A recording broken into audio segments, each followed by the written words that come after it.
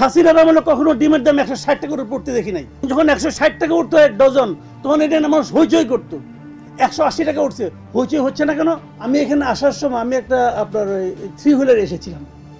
তো আমি ভদ্রলোকের সাথে কথা বলেছি, আমার এখানে তার রেকর্ডও আছে, তার পুরো কথাটাই।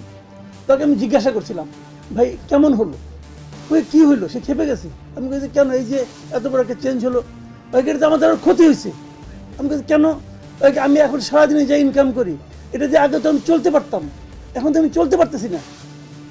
তো এটা কিন্তু রিয়েলিটি। এবং এক পর্যায়ে ভদ্রলোকের বাড়ি হলো ভোলা, নাম হলো তার রায়হান। উনি আমাকে এক পর্যায়ে বললেন, আগেই ভালো ছিল। এই যে আগেই ভালো ছিল, this is the magic sentence. আমাদের সরকার, বর্তমান সরকার, তারা কি এই ব্যাপারে অ্যাওয়ার? তারা কি জানেন যে আগেই ভালো ছিল এটা তাদের জন্য কত বড় বেতের আঘাত? ওনারা কি এটা জানেন? আমার মনে হয় ওনারা জানেন না। ওনারা এখনো কল্পনার জগতে বাস করতেছেন।